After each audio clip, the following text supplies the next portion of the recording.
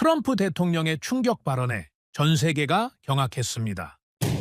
미국의 원유가 넘쳐나니 당장 우리 기름을 사가라 는 말도 안 되는 거센 압박이 시작된 것이죠.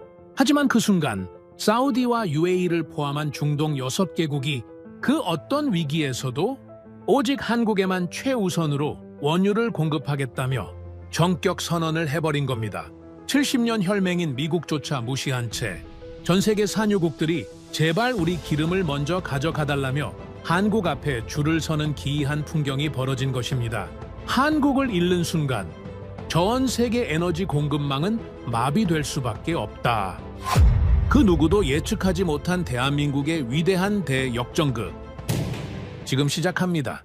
그 전에 잠깐 1초 만에 누를 수 있는 좋아요 버튼을 꾹 눌러주시면 영상 제작에 아주 큰 힘이 됩니다. 그럼 바로 시작하겠습니다. 미국은 석유가 넘쳐난다. 뭐가 문제야? 대통령이 말했습니다.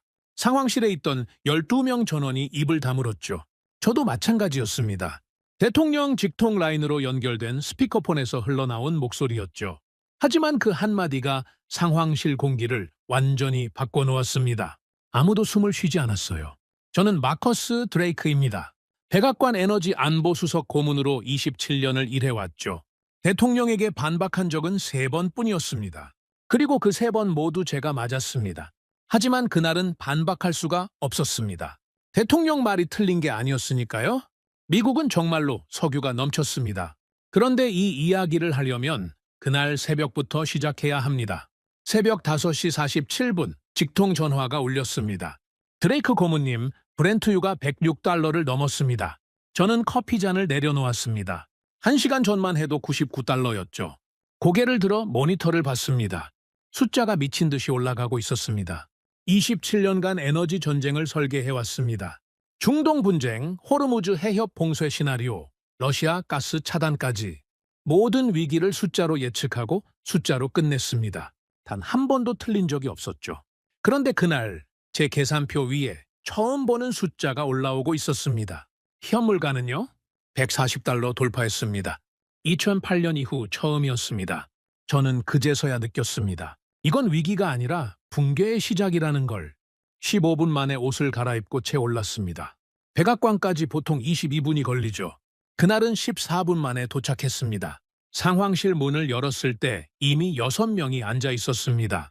국방부 차관, 에너지부 차관보 리처드 밀러, 국가정보국 분석관까지 전부 제가 아는 얼굴이었죠. 그런데 분위기가 이상했습니다. 다들 모니터만 보고 있었어요. 아무도 말을 하지 않았습니다. 상황 브리핑 시작하죠. 제가 먼저 입을 열었습니다. 밀러가 고개를 들었죠. 호르무즈 해협 통행이 사실상 중단됐습니다. 이란 해군이 경고 사격을 시작했고 보험사들이 전부 운항 보증을 철회했습니다. 예상 시나리오 몇 번에 해당합니까? 7번입니다. 7번 시나리오. 제가 직접 설계한 것이었죠. 호르무즈 해협 완전 봉쇄 시 대응 매뉴얼, 전략 비축유 방출, 대체 수송로 가동, 동맹국 공조까지 전부 짜놓았습니다. 매뉴얼대로 가동하면 72시간 안에 안정화됩니다. 제가 말했습니다. 당연한 수순이었죠. 그런데 밀러의 표정이 굳어 있었습니다. 문제가 있습니다. 무슨 문제입니까? 시나리오 7번은 원유 공급 차질을 전제로 합니다. 지금 상황은 원유 문제가 아닙니다. 저는 잠시 멈췄습니다. 해협이 막혔으면 공급이 끊긴 겁니다. 다른 문제가 뭐가 있습니까? 원유는 버틸 수 있습니다. 전략 비축유도 있고 셰일 생산도 돌아가고 있죠. 문제는 원유가 아니라 정제 제품입니다. 밀러가 태블릿을 밀었습니다. 화면에 뜬 건 유가 차트가 아니었어요. 석유화학 제품 수급 현황이었습니다. 항공유, 나프타, 벤젠, 톨루엔 전부 빨간색으로 깜빡이고 있었죠. 원유는 있어도 가공된 제품이 들어오지 않고 있습니다. 저는 속으로 코웃음이 나왔습니다. 미국이 세계 최대 정유시설을 보유한 나라라는 걸 밀러가 모를 리 없었으니까요. 우리 정유시설로 돌리면 되지 않습니까? 텍사스에만 공장이 몇 개인데 가동하고 있습니다. 문제는 우리 시설이 처리할 수 없는 제품군이 있다는 겁니다. 처리할 수 없다니 그게 무슨 소리입니까? 밀러가 대답하려는 순간 스피커폰이 켜졌습니다. 대통령 직통 라인이었죠. 지금 브리핑 듣고 있어. 요약해. 안보보좌관이 나섰습니다. 호르무즈 해협이 사실상 막혔고 유가가 폭등 중입니다. 현물가 140달러를 넘겼습니다. 그래서 우리한테 석유 없어? 충분합니다. 그러면 됐잖아. 대통령의 목소리는 자신감에 차 있었습니다. 이어서 나온 말은 더 거침없었죠. 동맹국들한테 연락해. 미국산 사라고. 특히 자원도 없으면서 이것저것 요구만 많은 나라들 있잖아. 이참에 제대로 정리하자고. 스피커폰 너머로 종이 넘기는 소리가 들렸습니다. 한국, 일본, 대만 이런 나라들 말이야. 자기네 땅에서 석유 한 방울 안 나오면서 뭘 믿고 저렇게 버티는 건지 모르겠어. 에너지가 없으면 우리한테 와야지. 이번에 확실히 각 잡아. 상황실에 있던 몇 명이 고개를 끄덕였습니다. 솔직히 말하면 저도 동의하는 부분이 있었어요. 에너지 안보라는 건 결국 자원을 가진 쪽이 유리한 게임이니까요. 자원이 없는 나라는 결국 있는 나라에 기댈 수밖에 없습니다. 이건 제가 27년간 봐온 현실이었죠. 나토도 마찬가지야. 미국 없으면 에너지 안보고 뭐고 없어. 이참에 분담금 이야기도 다시 꺼내. 대통령의 지시가 끝나고 라인이 끊어졌습니다. 상황실은 잠시 조용해졌죠. 그런데 이상한 일이 벌어졌습니다. 대통령 발언이 외부에 전해진 뒤 시장이 반응해야 했습니다. 보통은 대통령이 공급 자신감을 보이면 유가가 내려가죠. 투자자들이 안심하니까요. 그날은 달랐습니다. 유가가 꿈쩍도 하지 않았어요. 오히려 올라갔습니다. 드레이크 고문님, 발언 이후 브렌트유가 추가로 $2 상승했습니다. 보좌관이 조용히 보고했습니다. 108달러. 숫자가 멈추질 않았죠. 동맹국 반응도 확인했습니다. 아무것도 없었습니다. 성명도 없고 전화도 없었어요. 완전한 침묵이었죠. 세계 최강 대국의 대통령이 직접 나섰는데 시장도 동맹도 아무도 반응하지 않은 겁니다. 저는 그날 시장이 대통령을 무시하는 걸 처음 봤습니다. 27년간 이 자리를 지키면서 한 번도 겪어보지 못한 일이었죠. 힘은 분명히 있었습니다. 석유도 있었고 군사력도 있었고 달러도 있었습니다. 그런데 그 힘이 통하지 않았어요. 회의가 끝난 뒤 저는 사무실로 돌아왔습니다. 밀러가 아까 하려던 말이 계속 머릿속에 걸려 있었죠. 처리할 수 없는 제품군이 있다. 대체 무슨 뜻이었습니까? 책상 위에 밀러가 보낸 추가 보고서가 놓여 있었습니다. 서부 지역 항공유 수급 현황이었죠.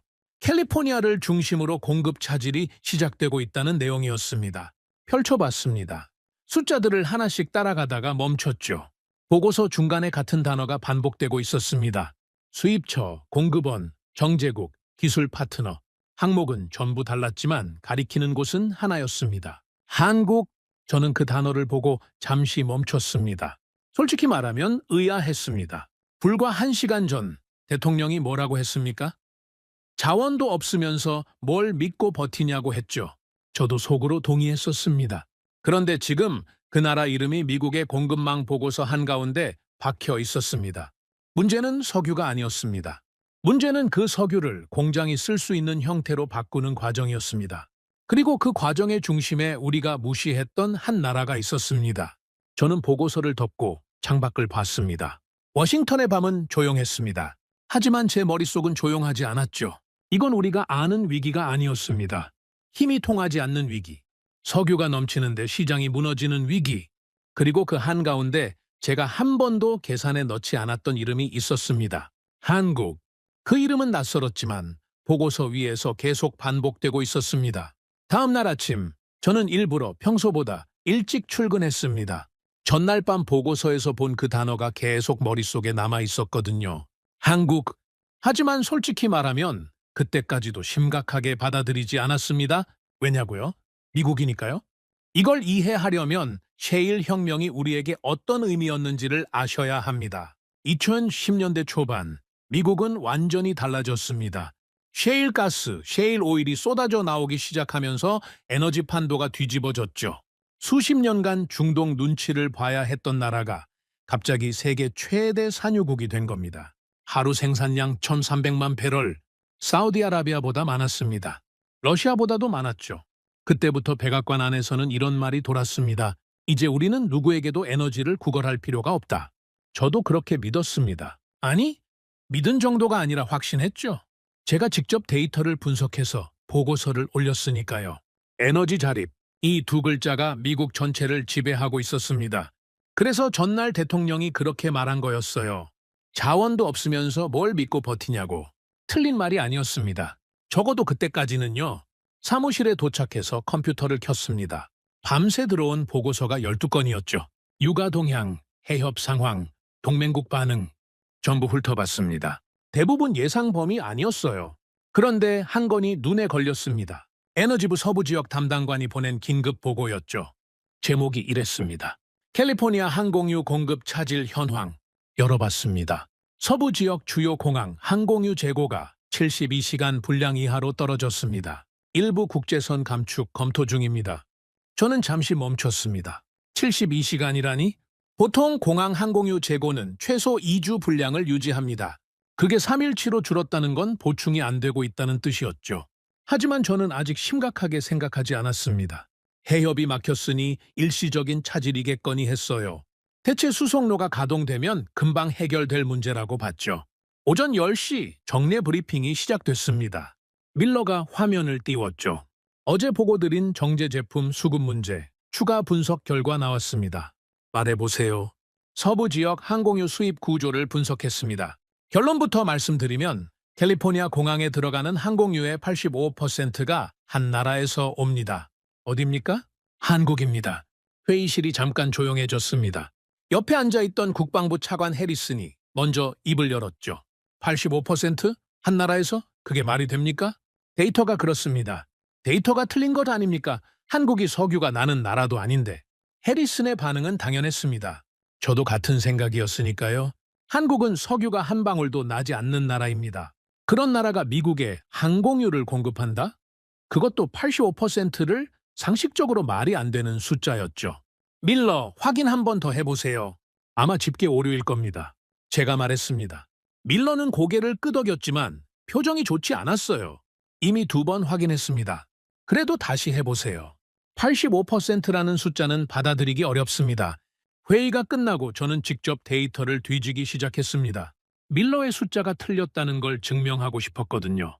에너지정보청 자료를 꺼내고 관세청 수입 기록을 대조하고 정유사별 출하 데이터까지 전부 끌어모았습니다. 2시간을 매달렸죠. 결과는 같았습니다. 서부 지역 항공유 수입의 85%, 한국 그리고 미국 전체로 범위를 넓혀봤더니 전체 항공유 수입의 71%가 한국에서 오고 있었습니다. 저는 모니터 앞에서 한참을 앉아 있었습니다. 27년간 데이터를 다뤄온 사람입니다. 숫자가 틀리지 않는 한 내 판단도 틀리지 않는다. 이게 제 원칙이었죠. 그런데 그날 저는 처음으로 데이터를 의심했습니다. 이건 현실과 맞지 않는 숫자였으니까요. 아니, 정확히 말하면 제가 믿어왔던 현실과 맞지 않았던 겁니다. 오후 3시 밀러가 사무실로 찾아왔습니다. 드레이크 고문님, 추가 자료 가져왔습니다. 또 뭡니까? 항공유만 문제가 아닙니다.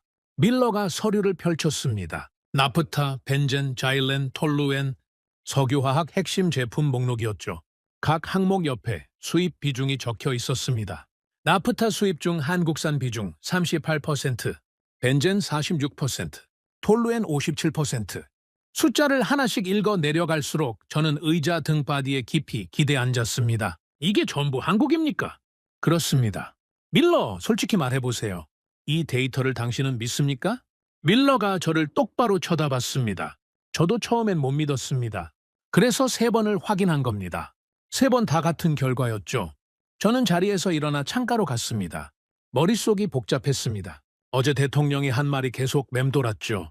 자원도 없으면서 뭘 믿고 버티냐고. 저도 속으로 동의했었습니다. 그런데 지금 이 숫자들이 말하고 있는 건 완전히 다른 이야기였어요. 자원이 없는 그 나라가 자원이 넘치는 우리나라의 공급망 한가운데 박혀 있었다는 겁니다. 밀러, 한 가지만 묻겠습니다. 말씀하세요. 한국은 원유가 한 방울도 안 나오는 나라 아닙니까? 맞습니다. 그런데 어떻게 우리한테 정제 제품을 이만큼 공급합니까? 원유가 없으면 정제도 못하는 것 아닙니까? 밀러가 잠시 뜸을 들였습니다. 그게 핵심입니다. 한국은 중동에서 원유를 수입해서 자국 정유 시설에서 정제한 뒤 완성된 제품을 전 세계에 수출합니다. 미국 포함해서요. 잠깐, 그러면 중간에 끼어서 가공만 하는 겁니까? 가공만 한다고 하기엔 그 가공 능력이 문제입니다. 한국 정유 시설은 중진류를 고부가가치 제품으로 전환하는 기술에서 세계 최고 수준입니다. 미국 정유시설은 경진류 중심이라 중진류 처리 능력이 제한적이죠. 쉽게 말해보세요. 쉽게 말하면 우리는 원유는 뽑을 수 있지만 그걸 비행기 연료로 만드는 건 잘 못한다는 뜻입니다. 한국은 그걸 해주고 있었던 거죠. 저는 그 자리에 서서 한참을 아무 말도 하지 못했습니다. 미국은 세계 최대 산유국입니다. 하루에 1,300만 배럴을 뽑아냅니다. 전략 비축유만 해도 수억 배럴이 있죠. 셰일 혁명 이후로 우리는 에너지 자립을 달성했다고 자부해왔습니다. 그런데 그 석유를 비행기 연료로, 공장 원료로, 화학 제품으로 바꾸는 과정에서 우리는 완전하지 않았던 겁니다.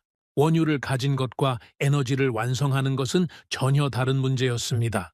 그 간극을 메우고 있었던 게 한국이었습니다. 저녁이 되자 안보보좌관실에서 연락이 왔습니다. 안보보좌관 직속 부보좌관 제임스 윌콕스였죠. 제 바로 윗선입니다. 국가안보회의 내에서 에너지 안보 이슈가 올라가려면 반드시 윌콕스를 거쳐야 했습니다. 드레이크, 오늘 서부 항공유 보고 봤어. 상황이 어떤가? 좋지 않습니다. 72시간 분량 이하로 떨어졌고 보충 속도가 수요를 못 따라가고 있습니다. 원유 돌리면 안 돼? 그게 생각보다 단순하지 않습니다. 오늘 추가 분석을 했는데 보고 드릴 사항이 있습니다. 말해봐. 서부 항공유 수입의 85%가 한국에서 오고 있습니다. 전체 기준으로는 71%입니다. 수화기 너머로 짧은 침묵이 흘렀습니다. 한국, 석유도 안 나오는 나라가? 저도 같은 반응이었습니다. 그래서 3번을 확인했죠. 확실한 거야? 확실합니다. 윌콕스가 한숨을 내쉬었습니다. 드레이크, 어제 대통령이 뭐라고 했는지 기억하지? 자원 없는 나라들 정리하라고 했어. 한국도 그 목록에 있었고. 기억합니다. 그런데 그 나라한테 85%를 의존하고 있다고? 데이터가 그렇습니다. 이거 위에 올리면 곤란해지는데. 저도 압니다. 하지만 숨길 수 있는 숫자가 아닙니다. 캘리포니아 공항 재고가 3일치밖에 안 남았습니다. 곧 항공편 감축이 시작되면 언론에 터집니다. 윌콕스가 다시 한숨을 쉬었죠. 일단 추가 분석 보고서로 정리해서 내일 아침까지 올려. 항공유만 말고 관련 제품군 전체 의존도를 넣어. 내가 보좌관님께 직접 브리핑할 테니까. 알겠습니다. 전화를 끊고 저는 책상 앞에 다시 앉았습니다. 보고서를 쓰기 시작했죠. 그런데 키보드 위에 올린 손이 움직이지 않았습니다. 뭐라고 써야 합니까? 미국은 한국에 의존하고 있습니다. 라고요? 27년간 에너지 자립을 설계해온 사람이 자원도 없는 나라에 우리가 기대고 있었다고 보고서를 올린다고요? 윌콕스의 말이 맞았습니다. 이 숫자가 위로 올라가면 곤란해집니다. 어제 대통령이 직접 정리하라고 했던 나라 목록에 한국이 있었으니까요. 하지만 데이터는 거짓말을 하지 않았습니다. 저는 한 글자 한 글자 보고서를 써 내려갔습니다. 손이 무거웠죠. 27년 만에 처음으로 제 보고서가 두려웠습니다. 밤 11시 사무실 불을 끄지 못한 채 모니터를 봤습니다. 85%, 71%, 46%, 57% 숫자들이 화면 위에서 저를 노려보고 있었습니다. 우리는 부족할 수 없는 나라라고 믿었습니다. 석유가 넘치고 기술이 있고 군사력이 있으니까요. 그런데 그 믿음 아래 아무도 들여다보지 않았던 균열이 있었습니다. 데이터는 저를 배신하지 않았습니다. 처음부터 정확했어요. 틀린 건 데이터가 아니라 저였습니다. 그리고 그 균열의 이름은 한국이었습니다. 그날 밤 완성한 보고서를 새벽 6시에 윌콕스에게 보냈습니다. 제목은 이렇게 달았죠. 서부 지역 정제 제품 수급 구조 및 외부 의존도 분석. 27년간 수백 건의 보고서를 올렸지만 보내기 버튼을 누르는데 이렇게 오래 걸린 건 처음이었습니다. 30분 만에 윌콕스에게서 전화가 왔습니다. 드레이크, 이 보고서 방금 읽었어. 의견 주세요. 항공유 의존도 숫자는 어제 들어서 알고 있었는데 석유화학 제품군까지 이 정도일 줄은 몰랐어. 저도 몰랐습니다. 벤젠 46%, 톨루엔 57%. 이거 사실이면 항공유보다 더 심각한 거 아닌가? 그렇습니다. 벤젠은 플라스틱, 합성수지, 의약품 원료에 들어갑니다. 톨루엔은 도료, 접착제, 폭약 원료까지 쓰이죠.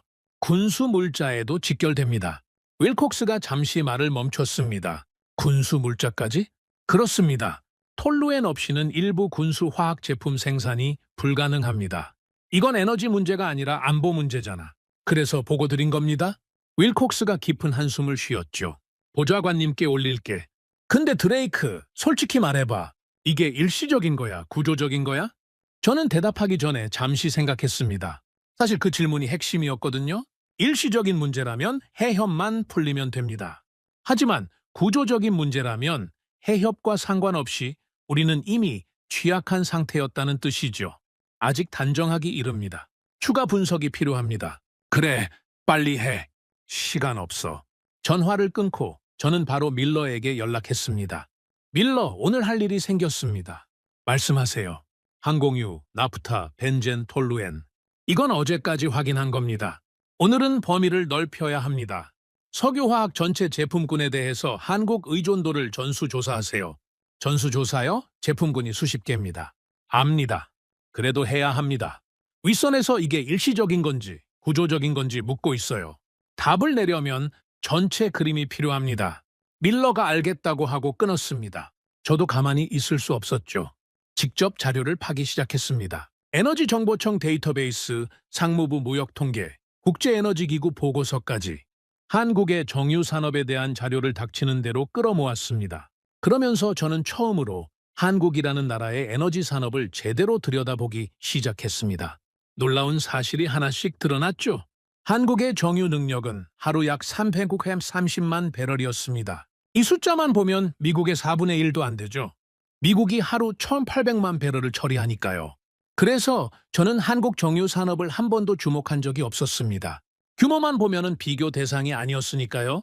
그런데 들여다볼수록 규모가 문제가 아니라는 걸 알게 됐습니다. 핵심은 뭘 처리하느냐였어요.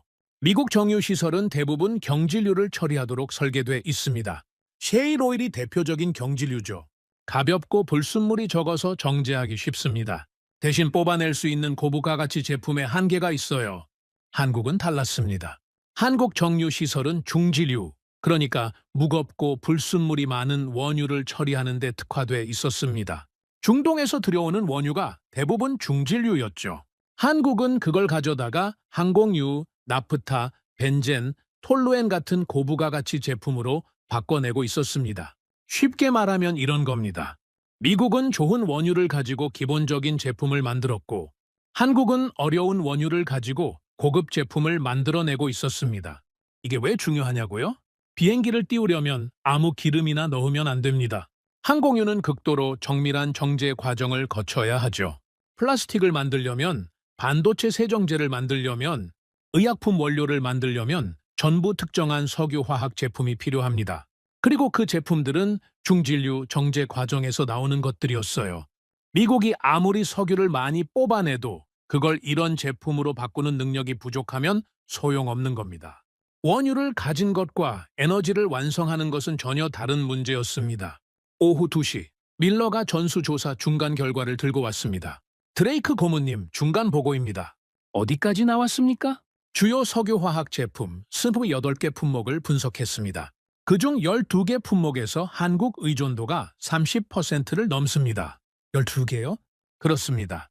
그리고 5개 품목은 50%를 넘겼습니다. 저는 서류를 받아들었습니다. 품목별로 정리된 표를 훑어봤죠. 파라자일렌 62%. 이건 페트병, 의류 섬유의 핵심 원료입니다. 프로필렌 41%. 자동차 부품, 포장재에 들어가죠. 부타디엔 38%. 합성 고무, 타이어 원료입니다. 읽으면 읽을수록 한 가지가 명확해졌습니다. 이건 특정 제품 하나의 문제가 아니었어요. 석유화학 공급망 전체에 한국이 깊숙이 들어와 있었습니다. 밀러, 이 구조가 언제부터 이렇게 된 겁니까? 최소 15년 이상 됐습니다. 한국이 정유시설을 대규모로 증설하고 수출 구조로 전환한 게 2000년대 초반이니까요. 15년이요. 그동안 우리는 이걸 한 번도 점검하지 않았습니까? 밀러가 고개를 저었습니다. 에너지 안보 리뷰에서 정제 제품 수입 구조는 한 번도 주요 의제로 올라온 적이 없습니다. 원유 공급에만 집중했죠. 그 말을 듣는 순간 등줄기가 서늘해졌습니다. 15년입니다. 15년 동안 우리는 원유를 얼마나 뽑아내느냐에만 매달려 있었던 겁니다. 생산량 기록을 갈아치울 때마다 자축했고 에너지 자립을 선언하며 축배를 들었죠. 그런데 그 석유가 최종 제품이 되는 과정은 아무도 들여다보지 않았습니다. 그 빈자리를 한국이 채우고 있었어요. 조용히 15년 동안. 밀러, 한 가지만 더 확인합시다. 한국 정유시설을 대체할 수 있는 곳이 있습니까? 찾아봤습니다. 인도, 싱가포르, 중국 정유시설이 후보인데 한국만큼의 중지류 전환 효율을 가진 곳은 없습니다. 특히 고순도 항공유와 고부가 석유화학 제품을 동시에 대량 생산할 수 있는 통합시설은 한국이 유일합니다. 유일하다고요? 그렇습니다. 단순히 정유만 하는 게 아닙니다. 한국은 정유, 석유화학, 물류를 하나의 단지 안에 통합해 놓았습니다. 원유가 들어가면 항공유, 화학 원료, 플라스틱 소재가 동시에 나오는 구조입니다. 저는 의자에서 일어났습니다. 가만히 앉아 있을 수가 없었어요. 그게 무슨 뜻입니까? 공장 하나가 전부 다 한다는 겁니까? 공장 하나가 아닙니다. 울산, 여수, 대산 이 세 곳에 세계 최대급 석유화학 복합 단지가 있습니다. 이 세 단지가 연결되어 하나의 시스템으로 돌아갑니다. 밀러가 지도를 펼쳤습니다. 한반도 남동쪽 해안을 따라 점 3개가 찍혀 있었죠. 이 단지들의 연간 처리 능력을 합치면 웬만한 산유국 정유 능력을 넘어섭니다. 그리고 이 시설들은 항구와 직접 연결돼 있어서 생산 즉시 수출이 가능합니다. 그래서 세계 각국으로 바로 보낼 수 있는 겁니까? 그렇습니다. 미국, 일본, 동남아, 유럽까지. 주문이 들어오면 48시간 안에 선적이 시작됩니다. 저는 창가에 서서 생각을 정리하려고 했습니다. 하지만 정리가 되지 않았어요. 이건 단순한 수출이 문제가 아니었습니다. 한국은 원유를 사다가 그걸 세상이 필요로 하는 모든 형태로 바꿔서 공급하는 시스템을 만들어 놓은 겁니다. 정유, 화학, 물류가 하나로 묶인 거대한 변환 장치. 석유가 아닌 나라가 석유 산업의 핵심을 쥐고 있었습니다. 이건 거래가 아니었습니다. 구조였어요. 우리는 석유를 생산했지만 완성하지 못하고 있었습니다. 한국은 석유가 없었지만 우리가 완성하지 못하는 것을 완성하고 있었습니다. 오후 5시 윌콕스에게 중간 보고를 올렸습니다. 드레이크, 아까 내가 물었던 거 있잖아. 일시적이야, 구조적이야? 구조적입니다. 확실해? 15년 이상 쌓인 구조입니다. 해협이 열려도 이 의존 관계는 바뀌지 않습니다. 윌콕스가 오래 침묵했습니다. 그 말은 지금 위기가 아니라 원래부터 이랬다는 거야? 그렇습니다. 다만 원래는 드러나지 않았죠. 공급이 원활할 때는 누구도 공급원을 확인하지 않으니까요. 해협이 막히면서 수면 위로 올라온 겁니다. 빙산의 일각이라는 거군. 정확합니다. 이거 보좌관님께 올리면 아마 대통령께까지 갈 거야. 그때 뭐라고 설명하지? 어제 자원 없는 나라 정리하라던 분한테. 저는 잠시 말을 멈췄습니다. 사실을 말하는 수밖에 없습니다. 쉽지 않을 거야. 압니다. 하지만 캘리포니아 공항 재고가 내일이면 48시간 분량 이하로 떨어집니다. 항공편 감축이 시작되면 언론이 먼저 알아냅니다. 그때 가서 대응하는 것보다 지금 보고하는 게 낫습니다. 윌콕스가 마지막으로 한 말이 기억납니다. 드레이크, 27년 동안 이런 보고서는 처음이야? 처음입니다. 나도 처음이야. 전화가 끊어지고 저는 사무실에 혼자 남았습니다. 창밖으로 워싱턴 야경이 보였습니다. 펜타곤 쪽으로 불빛이 줄지어 있었죠. 저 불빛 하나하나가 전부 에너지로 돌아가는 겁니다. 전기도, 난방도, 교통도. 그리고 그 에너지의 상당 부분이 지구 반대편에 있는 작은 나라의 공장에서 완성되고 있었습니다. 저는 그날 처음으로 위기를 느꼈습니다. 전날까지는 육아 폭등이 위기라고 생각했습니다. 해협 봉쇄가 위기라고 봤죠. 하지만 진짜 위기는 그게 아니었어요. 진짜 위기는 우리가 완전하다고 믿었던 시스템이 처음부터 완전하지 않았다는 사실이었습니다. 미국은 세계 최대 산유국입니다. 최강의 군사력을 가지고 있고 달러라는 기축통화를 쥐고 있죠. 자원이 넘치고 기술이 있고 힘이 있습니다. 그런데 그 힘으로 원유를 뽑아내고 파이프라인을 깔고 저장시설을 짓는 데만 집중했습니다. 정작 그 원유를 세상이 쓸 수 있는 형태로 바꾸는 마지막 단계는 다른 나라에게 맡기고 있었죠. 그 다른 나라가 한국이었습니다. 자원이 한 방울도 없는 나라, 우리가 뭘 믿고 버티냐고 했던 나라. 그 나라가 우리 시스템의 마지막 퍼즐을 쥐고 있었습니다. 그리고 그 퍼즐이 빠지는 순간 미국이라는 거대한 기계가 멈추기 시작한 겁니다. 저는 모니터를 끄고 의자에 깊이 기대 앉았습니다. 머릿속에서 같은 생각이 계속 맴돌았죠. 우리는 생산했지만 완성하지 못했습니다. 그들은 아무것도 없었지만 우리가 완성하지 못하는 것을 해내고 있었습니다.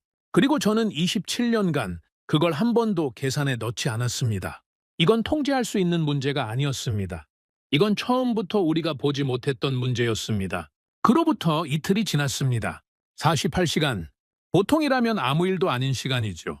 하지만 그 48시간 동안 세상은 제가 상상하지 못했던 방향으로 무너지기 시작했습니다. 첫 번째 신호는 공항에서 왔습니다. 아침 7시 밀러에게서 문자가 왔죠. 짧았습니다. 로스앤젤레스 국제공항, 국제선 12편 결항, 항공유 부족. 저는 그 문자를 보고 잠시 멈췄습니다. 예상은 했지만 이렇게 빨리 올 줄은 몰랐거든요. 사무실에 도착하니 이미 보고가 쌓여 있었습니다.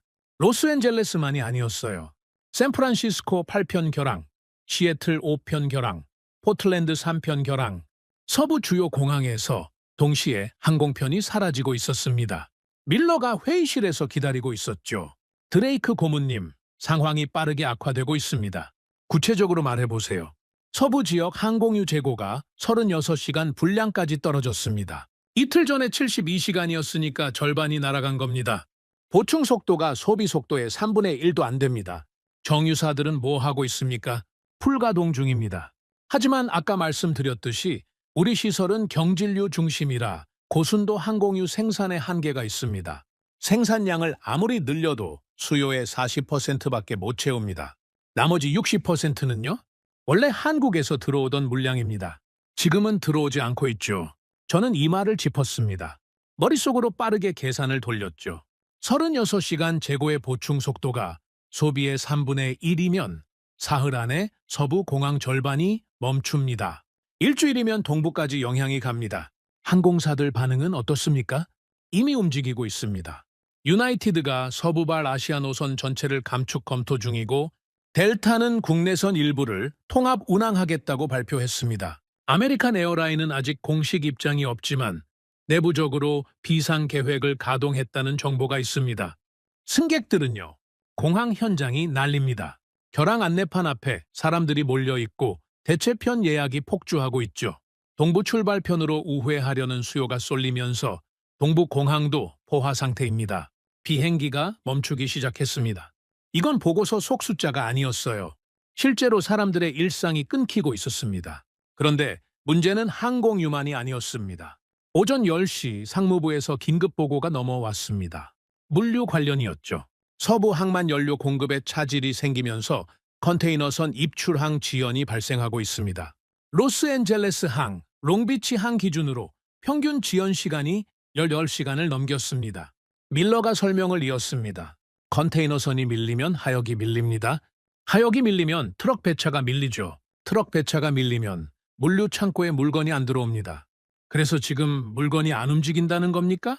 안 움직이는 게 아니라 느려지고 있습니다. 하지만 이게 이틀만 더 지속되면 체감이 시작됩니다. 어떤 체감입니까? 마트 진열대가 비기 시작합니다. 저는 잠깐 말을 잃었습니다. 마트 진열대. 그건 일반 시민들이 바로 눈으로 보는 겁니다.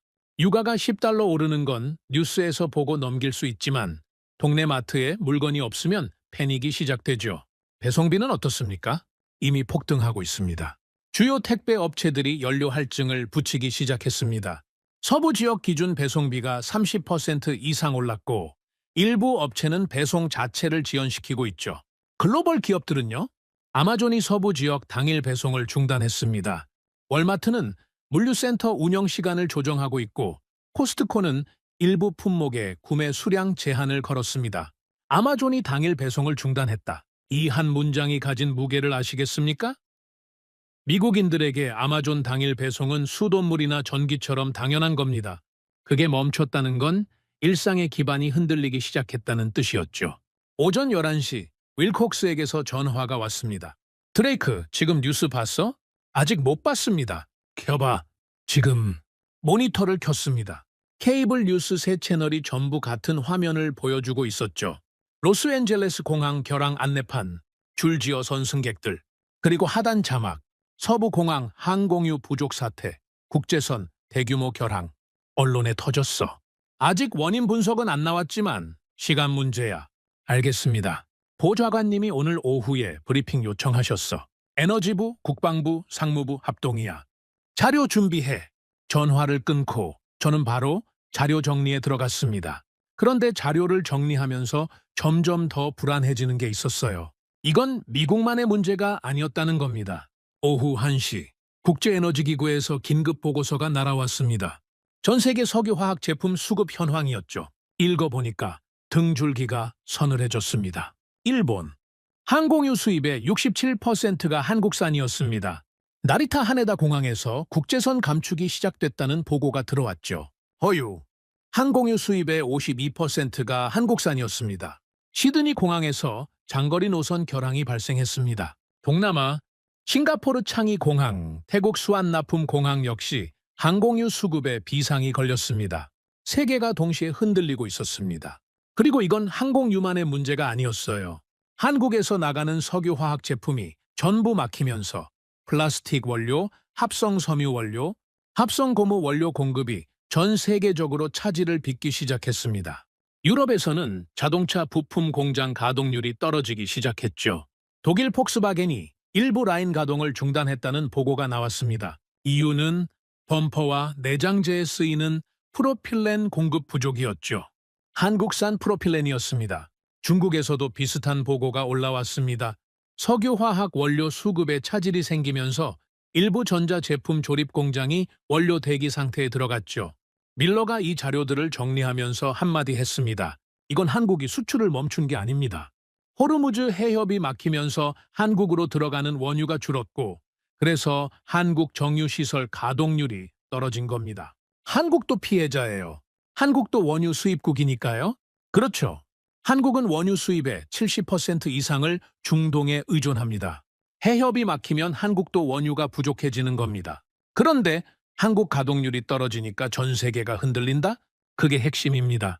한국은 원유를 받아서 전 세계가 쓰는 제품으로 바꿔주는 중간 허브였으니까요. 그 허브가 느려지니까 최종 소비국 전체가 타격을 받는 겁니다.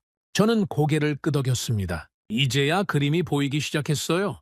호르무즈 해협 봉쇄가 위기의 시작이었습니다. 하지만 그 위기가 전 세계로 퍼진 경로는 원유가 아니었어요. 한국이었습니다. 한국이라는 변환 장치가 느려지면서 그 장치에 연결된 모든 나라가 동시에 멈추기 시작한 겁니다. 오후 3시 합동 브리핑이 시작됐습니다. 안보보좌관 직속 회의실이었죠. 윌콕스가 주재했고 에너지부, 국방부, 상무부, 실무진이 전부 모였습니다. 제가 먼저 발표를 시작했습니다. 현재 서부공항 항공유 재고 36시간 분량, 이틀 안에 추가 결항 불가피합니다. 서부 항만 물류 지연 18시간 이상, 소비자의 공급 차질이 이번 주 내로 체감될 것으로 예상합니다. 해리슨 국방부 차관이 손을 들었습니다. 드레이크, 톨루엔 문제는 어떻게 됐나? 현재 톨루엔 비축분으로 약 4주 버틸 수 있습니다. 하지만 보충이 안 되면 그 이후 군수 생산에 차질이 생깁니다. 4주? 해협 봉쇄가 4주 안에 풀릴 거라는 보장이 있나? 없습니다. 해리슨의 얼굴이 굳어졌습니다. 상무부 차관보 니콜슨이 나섰죠. 물류 쪽도 심각합니다. 서부 항만 지연이 계속되면 소매 업체들이 재고 확보에 나설 겁니다. 그러면 공급 부족이 아닌데도 사재기가 발생하죠. 2020년 화장지 대란 기억하시죠? 같은 패턴이 나올 수 있습니다. 사재기까지요? 소비자 심리가 한번 흔들리면 통제가 안 됩니다. 마트 진열대 하나가 비면 옆 진열대도 비기 시작하죠. 회의실 분위기가 무거웠습니다. 다들 상황의 심각성을 느끼고 있었지만 해결책이 보이지 않았으니까요. 윌콕스가 정리했습니다. 정리하면 항공유 부족으로 항공편이 줄고 있고 물류가 느려지면서 소비자의 공급에 차질이 생기기 시작했고 군수 원료까지 영향을 받고 있다. 이게 지금 상황이지? 그렇습니다. 그리고 이 모든 문제의 공통 원인이 한국 정유시설 가동률 저하다? 정확합니다. 해결 방안은 밀러가 나섰습니다. 당이 대안을 찾아봤습니다. 싱가포르, 인도, 대만 정유시설에서 긴급 물량을 확보하는 방안입니다. 가능합니까? 양은 확보 가능합니다. 하지만 한국산 대비 품질이 떨어지고 가격이 40% 이상 높습니다. 그리고 납기가 최소 2주 걸립니다. 2주면 너무 늦어. 그래서 문제입니다. 해리슨이 한마디 했습니다. 한국에 직접 요청하면 안 됩니까? 비축분이라도 풀어달라고. 밀러가 고개를 저었습니다. 한국도 원유 수입이 줄어서 자국 수요 충당도 빠듯한 상황입니다. 여유 물량이 있다고 보기 어렵습니다. 회의실이 다시 조용해졌습니다. 저는 그 침묵 속에서 이상한 감정을 느꼈습니다. 분노도 아니고 불안도 아니었어요. 일종의 무력감이었죠. 27년간 저는 위기를 설계하고 대응하는 사람이었습니다. 시나리오를 짜고 매뉴얼을 만들고 상황이 터지면 72시간 안에 통제하는 게 제 일이었죠. 한 번도 실패한 적이 없었습니다. 그런데 이번에는 달랐습니다. 매뉴얼이 통하지 않았어요. 왜냐하면 이건 제가 설계한 적 없는 위기였으니까요. 제 시나리오에는 원유 공급 차질만 있었습니다. 정제 제품 의존 구조는 한 번도 넣어본 적이 없었죠. 한국이라는 변수를 한 번도 계산에 넣지 않았으니까요. 매뉴얼이 없는 위기, 시나리오 밖의 상황, 이건 제가 처음 겪는 일이었습니다. 브리핑이 끝나고 사무실로 돌아와서 모니터를 켰습니다. 뉴스 채널마다 같은 이야기를 하고 있었죠. 서부 공항 추가 결항, 연료 부족 장기화 우려, 주요 택배업체 배송 지연 안내, 소비자 불만 폭주, 월마트, 코스트코 일부 매장 생필품 구매 수량 제한. 이건 보고서 속 숫자가 아니었습니다. 비행기가 멈추고 택배가 늦어지고 마트 선반이 비기 시작했습니다. 사람들의 일상이 무너지고 있었어요. 그런데 시민들은 아직 원인을 몰랐습니다. 뉴스에서는 호르무즈 해협 봉쇄에 따른 에너지 수급 불안이라고만 하고 있었죠. 그 뒤에 한국이라는 이름은 한 번도 나오지 않았습니다. 세상은 모르고 있었어요. 이 모든 혼란의 중심에 석유가 한 방울도 나지 않는 작은 나라가 있다는 걸. 저녁 8시, 집에 가지 않고 사무실에 남았습니다. 창밖으로 워싱턴의 불빛이 보였죠. 저 불빛 하나하나가 전부 에너지로 돌아가고 있었습니다. 그리고 그 에너지의 상당 부분이 지금 흔들리고 있었어요. 윌콕스에게서 마지막 전화가 왔습니다. 드레이크 보좌관님이 내일 아침에 대통령께 보고하겠다고 하셨어. 내용이 뭡니까? 항공유 사태 현황과 원인 분석, 그리고 한국 의존 구조 설명. 대통령이 그 이야기를 받아들이시겠습니까? 윌콕스가 쓴웃음을 지었습니다. 전화기 너머로 느껴졌죠. 이틀 전에 자원도 없는 나라 정리하라고 하신 분이야. 쉽지 않겠지. 그래도 알려야 해. 알겠습니다. 드레이크, 한 가지만 물을게. 이 상황이 더 나빠질 수 있어? 저는 잠시 침묵했습니다. 그리고 솔직하게 대답했죠. 나빠지고 있습니다. 지금 이 순간에도 전화를 끊고 저는 의자에 깊이 기대 앉았습니다. 무너지는 건 시장이 아니었습니다. 유가 차트가 아니었어요. 무너지고 있는 건 우리의 일상이었습니다. 비행기가 뜨고 택배가 오고 마트에 물건이 있는 그 당연한 일상. 그게 하나씩 사라지고 있었죠. 그리고 그 당연한 일상이 사실은 당연한 게 아니었다는 것을 우리는 그제야 알게 된 겁니다. 세계는 조용히 무너지고 있었습니다. 폭발도 없이, 전쟁도 없이, 그냥 공급이 멈추면서 조용히. 우리는 이미 늦었습니다. 붕괴는 이미 시작되고 있었으니까요. 브리핑이 끝난 다음 날 아침이었습니다. 윌콕스에게서 전화가 왔죠. 드레이크 보좌관님께 보고 끝났어. 반응이 어땠습니까? 예상대로야. 처음엔 숫자를 못 믿으셨어. 85%라는 말에 보고서를 다시 확인하라고 하셨지. 그 다음은요? 국방부 톨로엔 이야기 나오니까 표정이 바뀌셨어. 그리고 한마디 하셨어. 뭐라고요? 직접 확인해야 하는 거 아니냐고. 저는 잠시 멈췄습니다. 직접 확인이라면 설마 한국을 말씀하시는 겁니까? 그래. 보좌관님 의견은 이래. 보고서만으로는 판단이 안 된다. 우리 눈으로 봐야 한다. 드레이크, 네가 가. 솔직히 말하면 그 순간 저는 반쯤 당황했습니다. 27년간 에너지 안보를 다뤘지만 제 전장은 항상 워싱턴이었거든요. 상황실에서 데이터를 분석하고 보고서를 쓰고 전화로 지시하는 게 제 일이었죠. 현장에 직접 가본 적은 중동 유전 시찰이 전부였습니다. 그런데 한국이라니, 출발은 언제입니까? 내일이야. 군용기 편이 잡혀 있어. 앤드루스 공군 기지에서 오산까지 직항이야. 수행원은요? 밀러 데려가. 기술 분석이 필요할 거야. 그리고 국방부에서 한 명 붙여줄 거야. 해리슨 차관이 직접 지정한 군수물자 전문관이래.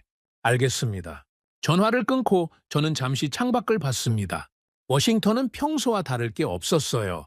차들이 달리고 사람들이 걸어다니고 건물마다 불이 켜져 있었습니다. 하지만 이 평온함이 얼마나 얇은 바닥 위에 서 있는지를 이제 저는 알고 있었죠. 저녁에 밀러에게 연락했습니다. 밀러 내일 한국 갑니다. 한국이요? 직접요? 윗선 결정입니다. 현장 확인이 필요하다고 합니다. 밀러도 잠깐 침묵했습니다. 드레이크 고문님, 한국에 가시면 아마 놀라실 겁니다. 왜요? 저는 데이터로만 봤지만 그 데이터 뒤에 있는 실물이 어떤 규모인지 감이 오거든요. 직접 보시면 다를 겁니다. 밀러가 무슨 뜻으로 그 말을 했는지 그때는 몰랐습니다. 나중에야 알게 됐죠. 다음 날 새벽 5시 앤드루스 공군 기지에 도착했습니다. 군용기 안에는 밀러와 국방부 군수 전문관 토마스 리가 이미 타고 있었죠. 토마스는 40대 초반의 조용한 사람이었습니다. 악수를 하면서 한마디 했어요. 해리슨 차관님이 특별히 부탁하셨습니다. 톨루엔 공급 구조를 현장에서 확인하라고요? 알겠습니다. 이륙 후 저는 좌석에 앉아서 노트북을 열었습니다. 비행 시간이 14시간이었죠. 그 시간을 그냥 보낼 수 없었습니다. 한국 정유 산업 자료를 다시 한번 정리하기 시작했어요. 그런데 비행기 안에서도 위기는 멈추지 않았습니다. 이륙한 지 2시간 만에 밀러의 태블릿에 보고가 들어왔죠. 드레이크 고문님, 로스앤젤레스 공항 추가 결항 20편입니다. 어제보다 배로 늘었습니다. 국내선까지 영향이 간 겁니까? 그렇습니다. 국제선은 이미 절반 이하로 줄었고 이제 국내선까지 감축이 시작됐습니다. 3시간 뒤 또 보고가 왔습니다. 유럽 쪽 상황입니다. 루프트한자가 아시아 노선 전체를 잠정 중단한다고 발표했습니다. 항공유 확보 불가 사유입니다. 루프트한자가 아시아 노선을 멈췄습니다. 독일 최대 항공사가요? 이건 캘리포니아 공항 몇 편 결항하는 것과 차원이 다른 이야기였죠. 5시간째, 이번엔 토마스가 국방부 라인에서 보고를 받았습니다. 드레이크 고문님, 국방부 소식입니다. 군수사령부가 톨루엔 비축분 사용 승인을 요청했습니다. 비축분을 쓰겠다고요? 벌써요? 민간 공급이 완전히 끊겼습니다. 비축분 외에는 조달할 방법이 없다고 합니다. 저는 노트북을 덮었습니다. 비행기 창밖으로 구름 바다가 끝없이 펼쳐져 있었죠. 태평양이었습니다. 이 구름 아래로 수천 대의 비행기가 날아다니고 수만 척의 배가 움직이고 수억 명의 사람들이 일상을 살고 있었습니다. 그리고 그 일상이 지금 하나씩 멈추고 있었어요. 비행기 안에서 보고를 받을 때마다 저는 점점 더 조급해졌습니다. 시간이 없었습니다. 워싱턴에 앉아서 데이터만 보고 있을 때가 아니었어요. 직접 봐야 했습니다. 이 모든 것의 중심에 있는 그곳을 14시간 뒤 군용기가 오산 공군 기지에 착륙했습니다. 한국 시간으로 오후 3시였죠. 기지에서 차량이 대기하고 있었습니다. 한국산업통상자원부에서 배차한 차량이라고 했어요. 우리를 울산으로 데려갈 예정이었습니다. 차에 오르자마자 밀러가 태블릿을 열었습니다. 울산까지 약 4시간입니다. 도착하면 SK에너지 울산 콤플렉스로 직행합니다. 한국 쪽 협조는 됐습니까? 산업통상자원부에서 현장 방문을 허가했습니다. 안내 인력도 배치돼 있다고 합니다. 차가 기지를 빠져나와 고속도로에 올랐습니다. 저는 창밖을 봤죠. 처음 본 한국 풍경이었습니다. 산이 많았어요. 도로 양쪽으로 산들이 겹겹이 이어져 있었죠. 그 사이사이에 도시가 있었습니다. 건물들이 빼곡했고 도로는 깨끗했고 차들이 질서정연하게 움직이고 있었습니다. 솔직히 말하면 첫인상은 작다였습니다. 미국에서 4시간을 달리면 주 하나를 횡단하기도 어려운데 여기서는 나라의 상당 부분을 가로지를 수 있었으니까요. 이 작은 땅에서 세계 공급망의 핵심을 쥐고 있다고 아직은 실감이 나지 않았습니다. 4시간 뒤 해가 지기 시작할 무렵이었습니다. 울산에 가까워지면서 풍경이 바뀌기 시작했죠. 처음에는 멀리서 불빛이 보였습니다. 도시 불빛인가 했어요. 그런데 가까이 갈수록 그게 도시가 아니라는 걸 알게 됐습니다. 굴뚝이었습니다. 수십 개의 굴뚝에서 불꽃이 피어오르고 있었어요. 파이프라인이 거미줄처럼 연결돼 있었고 저장 탱크가 줄줄이 늘어서 있었습니다. 야간 조명이 시설 전체를 비추고 있었죠. 마치 도시 하나가 통째로 빛나고 있는 것 같았습니다. 저게 울산 콤플렉스입니까? 밀러에게 물었습니다. 네, 저게 SK에너지 울산 단지입니다. 세계 3번째 규모의 단일 정유시설이죠. 저는 말을 잃었습니다. 데이터로는 알고 있었습니다. 일일 처리 능력, 생산 품목, 수출 규모. 숫자는 전부 머릿속에 있었죠. 하지만 숫자와 실물은 전혀 달랐습니다. 이건 공장이 아니었습니다. 차가 단지 정문을 통과했습니다. 안쪽으로 들어갈수록 규모가 더 확실해졌죠. 도로 양쪽으로 거대한 증류탑이 솟아 있었고 파이프라인이 사방으로 뻗어 있었습니다. 탱크로리가 줄지어 움직이고 있었고 어디선가 기계 돌아가는 소리가 끊이지 않았어요. 그리고 무엇보다 놀라운 건 이 모든 게 밤에도 멈추지 않고 돌아가고 있다는 거였습니다. 24시간 쉬지 않고 안내를 맡은 한국 측 담당자가 채서 내리며 인사했습니다. 이름은 박정호였죠. 산업통상자원부 에너지산업과 과장이었습니다. 40 초반쯤 돼 보이는 단정한 인상의 사람이었어요. 오셨습니까? 먼 길 오시느라 수고 많으셨습니다. 감사합니다. 시간이 없어서 바로 시설 확인을 하고 싶습니다. 알겠습니다. 안전장비 착용하시고 따라오시죠. 헬멧과 안전조끼를 받아 입고 걸었습니다. 단지 안쪽으로 들어갈수록 열기가 느껴졌습니다. 기계가 돌아가면서 뿜어내는 열이었죠. 겨울이었는데도 이마에 땀이 맺혔습니다. 중앙통제실에 들어갔습니다. 벽면 전체가 모니터였어요. 수백 개의 수치가 실시간으로 움직이고 있었죠. 온도, 압력, 유량, 품질 지표 전부 자동으로 관리되고 있었습니다. 이 통제실 하나에서 단지 전체를 관리합니까? 박정호가 고개를 끄덕였습니다. 그렇습니다. 원유 입하부터 정제, 분리, 화학 공정, 최종 제품 출하까지 전 과정이 이 시스템 하나로 연결돼 있습니다. 밀러가 모니터를 유심히 보며 물었죠. 실시간 품질 관리가 전 공정에 걸쳐 있는 겁니까? 네. 품질 편차가 발생하면 자동으로 공정이 조정됩니다. 사람이 개입하기 전에 시스템이 먼저 반응하는 구조입니다. 밀러가 저를 쳐다봤습니다. 아무 말도 하지 않았지만 표정이 전부를 말하고 있었죠. 이건 우리가 생각했던 수준이 아니라는 표정이었습니다. 통제실을 나와서 정유시설 핵심부로 이동했습니다. 증류탑이 하늘을 찌를 듯이 솟아 있었죠. 꼭대기에서 불꽃이 타오르고 있었습니다. 저 증류탑 높이가 얼마나 됩니까? 가장 큰 것이 90m입니다. 90m. 30층 건물 높이였죠. 그게 한 줄에 10개씩 여러 줄로 늘어서 있었습니다. 다음으로 석유화학 공정구역으로 갔습니다. 여기서 나프타가 에틸렌, 프로필렌, 벤젠, 톨루엔으로 분해되는 거였죠. 토마스가 박정회에게 물었습니다. 이 시설에서 톨루엔 생산량이 어느 정도 됩니까? 연간 약 50만 톤입니다. 그중 수출 비중은요? 약 70%가 수출됩니다. 미국, 일본, 유럽이 주요 시장이죠. 토마스가 고개를 돌려 저를 봤습니다. 입을 꾹 다물고 있었지만 눈이 말하고 있었죠. 이건 심각하다고. 마지막으로 항구 시설을 봤습니다.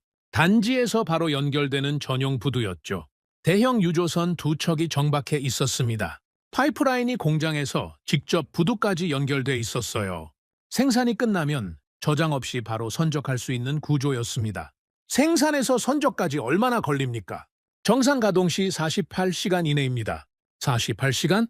원유가 들어와서 항공유가 되고 벤젠이 되고 톨루엔이 되어 배에 실리기까지 이틀이면 된다는 겁니다. 저는 부두에 서서 단지 전체를 바라봤습니다. 밤이었지만 대낮처럼 밝았습니다. 수천 개의 불빛이 시설 전체를 비추고 있었죠. 기계 소리가 끊이지 않았고 열기가 바닷바람에 섞여 불어왔습니다. 이건 공장이 아니었습니다. 완전히 다른 수준이었어요. 제가 알던 산업이 아니었습니다. 미국 텍사스 정유 시설을 수십 번 가봤지만 이런 건 본 적이 없었죠. 정유, 화학, 물류가 하나의 동선 안에서 멈추지 않고 돌아가는 시스템. 원유가 들어가면 세상이 필요로 하는 모든 형태의 제품이 쏟아져 나오는 거대한 변환 장치. 그리고 이게 울산 하나였습니다. 여수와 대산에도 비슷한 규모의 단지가 있었죠. 밀러가 옆에 와서 조용히 말했습니다. 드레이크 고문님, 이제 아시겠습니까? 뭘 말입니까? 데이터로 85%라고 보고 드렸을 때 고문님은 숫자가 틀렸다고 하셨죠. 여기 직접 오시니까 어떻습니까? 저는 대답하지 않았습니다. 대답할 수 없었어요. 85%가 아니라 100%를 의존해도 이상하지 않을 시설이었습니다. 이 규모, 이 정밀도, 이 속도를 가진 곳이 세계 어디에 있습니까? 저는 27년간 에너지 산업을 봐왔지만 이런 시스템은 처음이었습니다. 토마스도 조용히 한마디 했죠.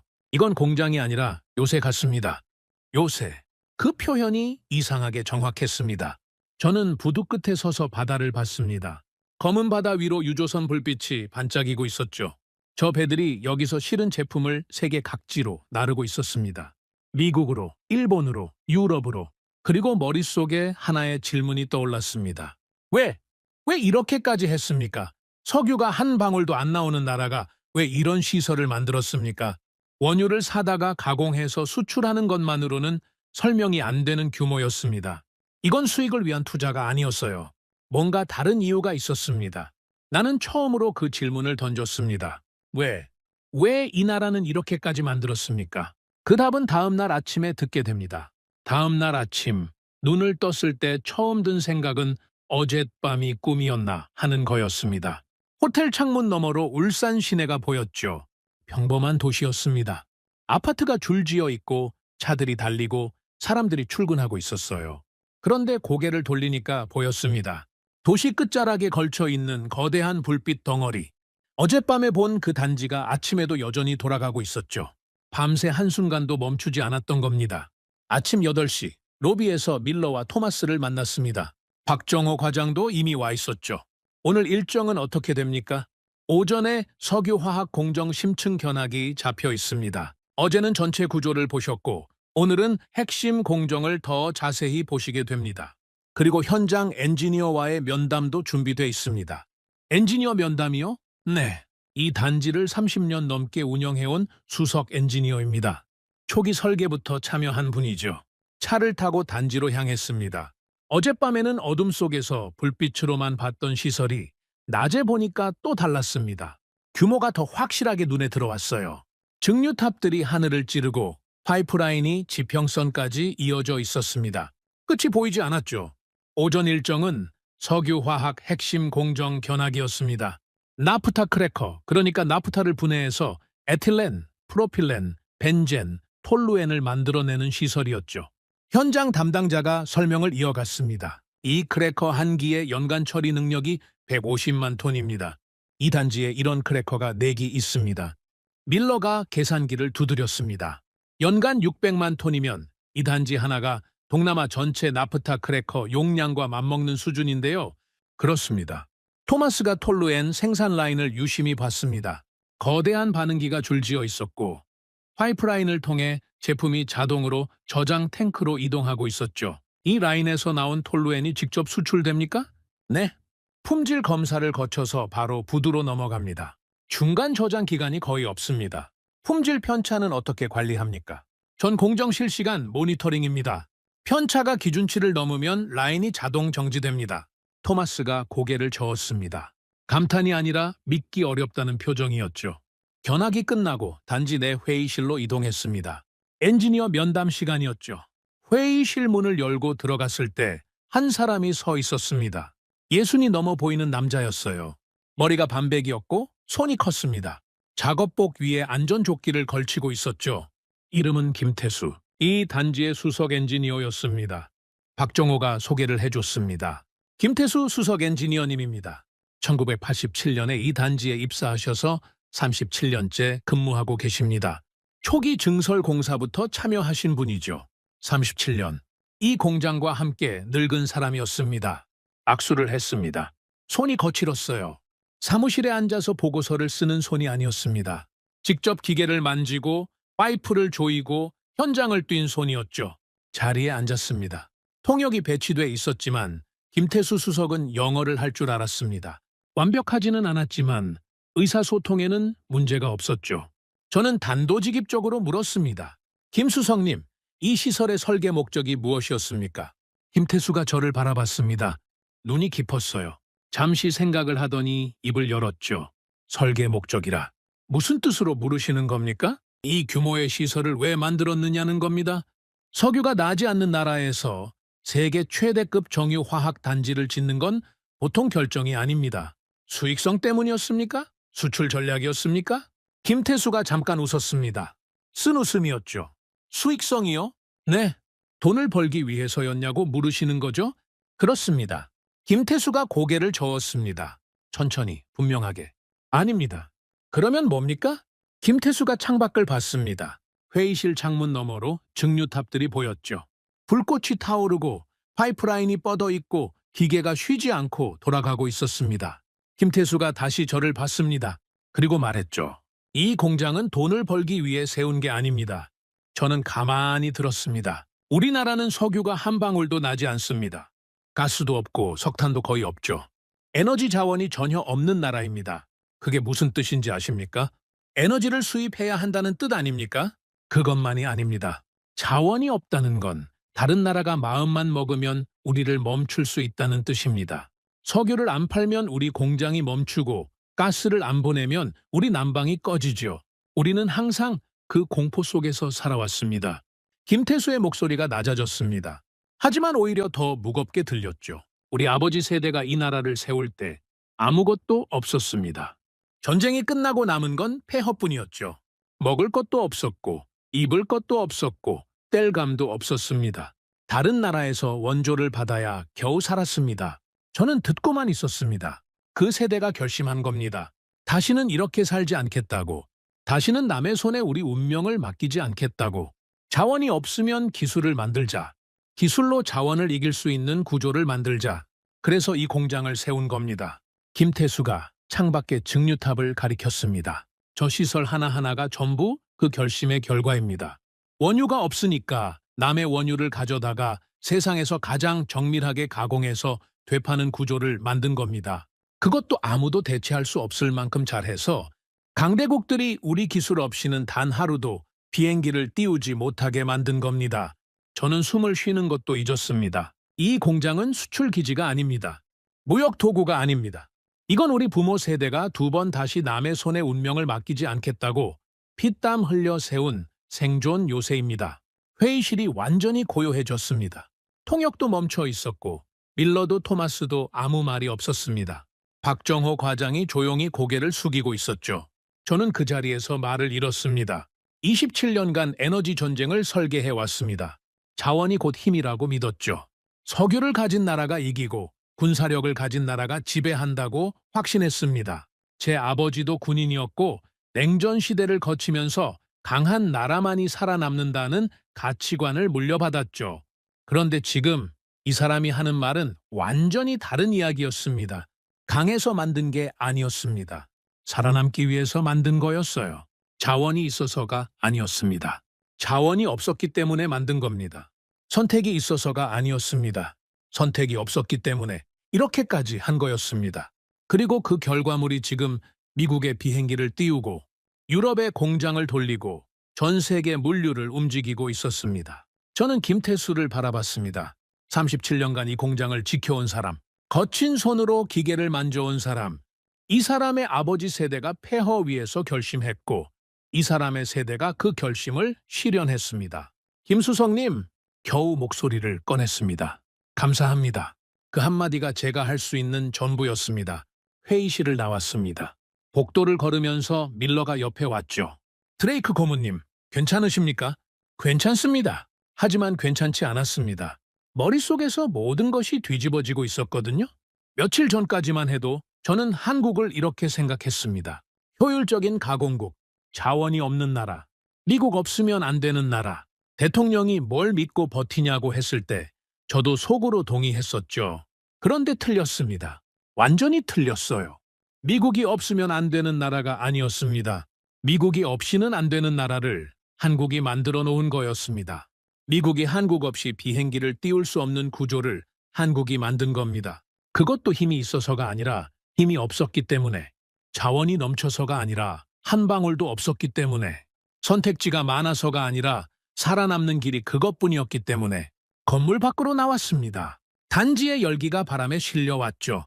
기계 소리가 귀를 채웠고 증류탑 꼭대기에서 불꽃이 타오르고 있었습니다. 이 모든 게 37년 전, 아니 그 이전부터 시작된 거였습니다. 전쟁 이후 폐허 위에서 결심한 사람들이 세대를 이어가며 만들어낸 결과물. 저는 그 자리에 서서 단지를 바라봤습니다. 우리는 강해서 살아남은 줄 알았습니다. 자원이 있으니까, 군사력이 있으니까, 달러가 있으니까 세계를 지배한다고 믿었죠. 하지만 그들은 달랐습니다. 아무것도 없었기에 스스로 만들어서 살아남은 겁니다. 그리고 그렇게 만든 것이 이제 세계를 움직이고 있었습니다. 우리는 선택이 있었습니다. 그들은 없었습니다. 그 차이가 이 모든 것을 만들었습니다. 토마스가 옆에 와서 조용히 말했죠. 드레이크 고문님, 아까 제가 요새 같다고 했던 말 기억하십니까? 기억합니다. 요새가 아니었습니다. 이건 진짜 요새였습니다. 무기가 아니라 기술로 세운 요새. 저는 고개를 끄덕였습니다. 그리고 속으로 한마디를 되뇌었죠. 나는 틀렸다. 그날 저는 완전히 무너졌습니다. 울산을 떠난 건 그날 저녁이었습니다. 차를 타고 서울로 올라오는 4시간 동안 저는 한마디도 하지 않았습니다. 밀러도 토마스도 말을 걸지 않았죠. 차 안이 무거웠습니다. 각자 생각에 잠겨 있었어요. 저는 창밖을 보고 있었습니다. 고속도로 양옆으로 도시들이 스쳐 지나갔죠. 밤이었지만 어디든 불빛이 켜져 있었습니다. 공장 불빛, 아파트 불빛, 도로 위 자동차 불빛. 이 작은 나라가 밤에도 쉬지 않고 돌아가고 있었어요. 올라오는 길에 여수산업 단지 옆을 지나갔습니다. 울산과 비슷한 풍경이었죠. 증류탑, 파이프라인, 저장 탱크, 야간 조명 아래서 빛나고 있었습니다. 그리고 대산 단지는 서해안 쪽에 있다고 밀러가 말했죠. 세 개의 단지, 울산, 여수, 대산, 이 세 곳이 연결되어 하나의 시스템으로 돌아가고 있었습니다. 한반도 남쪽 해안을 따라 거대한 변환 장치가 놓여 있는 거였어요. 서울 호텔에 도착한 건 밤 11시였습니다. 밀러와 토마스에게 내일 아침 유법시에 로비에서 보자고 하고 방에 들어갔죠. 샤워를 하고 책상에 앉았습니다. 노트북을 열었죠. 윌콕스에게 보낼 현장 보고서를 써야 했습니다. 그런데 손이 움직이지 않았습니다. 뭐라고 써야 합니까? 한국 정유 시설을 확인했습니다. 예상보다 규모가 큽니다. 이렇게 쓰면 됩니까? 이건 규모의 문제가 아니었는데. 한국의 기술 수준이 높습니다. 이렇게 쓸까요? 이건 기술의 문제도 아니었는데. 김태수의 말이 계속 머릿속에서 맴돌았습니다. 이 공장은 돈을 벌기 위해 세운 게 아닙니다. 두 번 다시 남의 손에 운명을 맡기지 않겠다고 세운 생존 요새입니다. 저는 27년간 에너지 안보 보고서를 써왔습니다. 수백 건의 보고서에서 저는 항상 같은 프레임을 썼죠. 자원, 군사력, 경제력. 이 세 가지를 기준으로 국가의 에너지 안보 역량을 평가했습니다. 그 프레임으로는 한국이 설명되지 않았습니다. 자원이 없습니다. 군사력으로 에너지를 확보하는 나라도 아닙니다. 그런데 세계 에너지 공급망의 가장 중요한 단계를 쥐고 있었어요. 제 프레임 자체가 틀렸던 겁니다. 한참을 앉아 있다가 밀러에게 전화를 걸었습니다. 밤 12시가 넘었지만 밀러도 잠들지 않았더군요. 밀러, 한 가지 물어볼 게 있습니다. 말씀하세요. 한국처럼 자원이 전혀 없는 상태에서 출발해서 글로벌 공급망의 핵심이 된 나라가 또 있습니까? 밀러가 잠시 생각했습니다. 싱가포르가 비슷한 모델이긴 합니다. 하지만 싱가포르는 금융과 물류 허브에 가깝죠. 제조업 기반으로 공급망 핵심이 된 건 아닙니다. 일본은요? 일본은 자동차와 전자 분야에서 강하지만 석유화학 정제 분야에서 글로벌 공급 허브 역할을 하진 않습니다. 오히려 일본도 한국에서 정제 제품을 수입하는 쪽이죠. 독일은 제조업 강국이지만 에너지 자원이 아예 없는 건 아닙니다. 석탄도 있었고 러시아 가스 파이프라인도 있었죠. 그리고 독일 제조업의 핵심은 기계와 자동차이지 에너지 변환이 아닙니다. 저는 잠시 침묵했습니다. 그러면 한국이 유일합니까? 밀러가 분명하게 대답했죠. 제가 아는 한 유일합니다. 에너지 자원이 전무한 상태에서 출발해서 제조업만으로 글로벌 에너지 공급망의 핵심 노드가 된 나라는 역사상 한국이 유일합니다. 전화를 끊고 저는 다시 노트북 앞에 앉았습니다. 유일하다. 역사상 유일한 사례. 이 사실이 가진 무게를 아시겠습니까? 저는 27년간 에너지 역사를 분석해왔습니다. 사우디가 석유로 부국이 된 것, 러시아가 가스로 유럽을 압박한 것, 미국이 셰일 혁명으로 에너지 독립을 이룬 것, 전부 자원을 기반으로 한 이야기였죠. 한국은 자원이 없었습니다. 제로였어요. 그런데 기술과 시스템만으로 자원을 가진 나라들보다 더 중요한 위치를 차지한 겁니다. 원유를 뽑아내는 것보다 원유를 바꾸는 것이 더 핵심적이라는 걸 증명해버린 거죠. 이건 산업의 문제가 아니었습니다. 이건 국가 전략의 문제였어요. 아니, 전략이라는 말로도 부족합니다. 이건 하나의 국가가 생존을 위해 자기 자신을 재설계한 사례였습니다. 새벽 2시, 저는 보고서를 쓰기 시작했습니다. 이번에는 손이 멈추지 않았죠. 제목은 이렇게 달았습니다. 미국 에너지 공급망 구조적 취약성 및 한국 의존도 평가 보고서. 첫 문장은 이렇게 시작했습니다. 미국은 세계 최대 원유 생산국이지만 에너지 완성 과정에서 구조적 취약성을 보유하고 있다. 이 취약성의 핵심은 한국에 대한 정제 제품 의존이다. 이 문장을 쓰는데 3분이 걸렸습니다. 27년 만에 처음으로 쓰는 단어가 2개 있었거든요. 취약성과 의존. 보고서를 이어갔습니다. 한국의 석유화학 통합 시스템은 현재 세계 어디에서도 대체할 수 없는 구조다. 울산, 여수, 대산 3개 단지를 중심으로 한 정유, 석유화학, 물류통합체계는 단순한 산업시설이 아닌 국가 단위의 전략적 설계물이다. 다음 단락을 쓸 때 저는 잠시 멈췄습니다. 그리고 김태수의 말을 떠올렸죠. 그의 말을 그대로 쓸 수는 없었지만 그 말이 담고 있던 본질은 넣어야 했습니다. 한국의 에너지 산업은 수익 극대화를 목적으로 발전한 것이 아니다. 에너지 자원이 전무한 국가가 생존을 위해 선택한 전략적 결정의 산물이다. 이 점에서 한국의 모델은 기존 에너지 안보 분석 프레임으로는 설명되지 않는 특이 사례다. 특이 사례. 이 단어를 쓰면서 저는 자조적인 웃음이 나왔습니다. 27년간 전 세계 에너지 구조를 분석해온 사람이 가장 중요한 변수를 한 번도 계산에 넣지 않았으니까요. 보고서의 핵심 결론은 3가지였습니다. 첫째, 미국의 에너지 자립은 불완전하다. 원유 생산에서는 자립했으나 정제 제품 공급에서는 한국에 구조적으로 의존하고 있다. 둘째, 이 의존은 일시적이 아닌 구조적 문제다. 15년 이상 고착화된 공급 구조이며 단기적 대체가 불가능하다. 셋째, 한국은 미국 에너지 안보의 필수 요소다. 선택적 파트너가 아닌 전략적 필수 국가로 재분류해야 한다. 세 번째 결론을 쓸 때 저는 오래 망설였습니다. 필수라는 단어를 쓰는 게 두려웠거든요. 미국이 다른 나라를 필수라고 인정하는 건 의존을 인정하는 것이니까요. 그리고 의존을 인정하는 건 우리가 완전하지 않다는 걸 인정하는 것이었죠. 하지만 사실이었습니다. 부정할 수 없었어요. 저는 마지막 문장을 썼습니다. 결론 한국은 미국 에너지 공급망에서 대체 불가능한 역할을 수행하고 있다. 이 구조는 인정하고 관리해야 할 현실이다. 새벽 4시 보고서를 완성했습니다. 총 18페이지. 제 인생에서 가장 어려웠던 보고서였죠. 윌콕스에게 보내기 전에 저는 한 번 더 처음부터 끝까지 읽어봤습니다. 읽으면서 이상한 감정이 올라왔어요. 분한 것도 아니고 슬픈 것도 아니고 일종의 경외감이었습니다. 이 보고서에 담긴 건 미국의 약점이 아니었습니다. 한국이라는 나라의 본질이었어요. 아무것도 없는 상태에서 출발해서 세상에서 가장 중요한 것을 만들어낸 나라.